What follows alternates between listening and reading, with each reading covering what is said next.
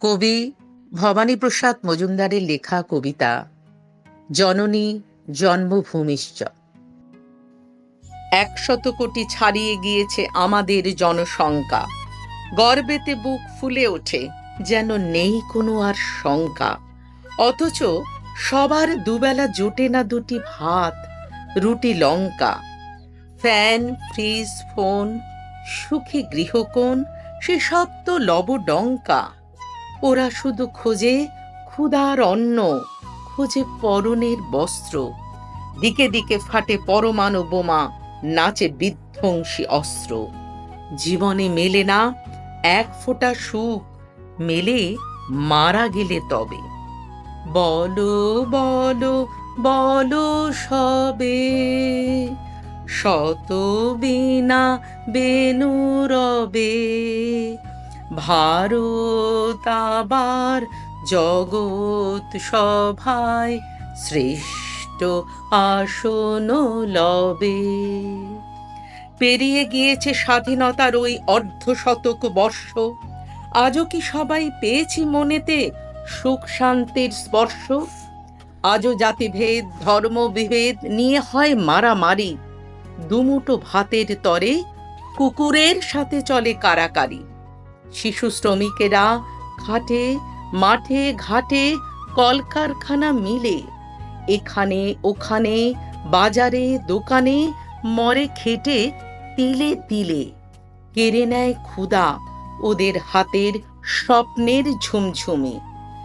এমন দেশটি কোথাও খুঁজে পাবে না কো তুমি, সকল দেশের রানী সেজে আমার জন্মভূমি, সেজে আমার জন্মভূমি, সেজে আমার জন্মভূমি। জাতির জীবনে যারা সুখ বনে, তারা মরে ধুকে ধুকে। হাড় জিরজির রুগ্ন শরীর, ব্যাধি বাসা বাঁধে বুকে।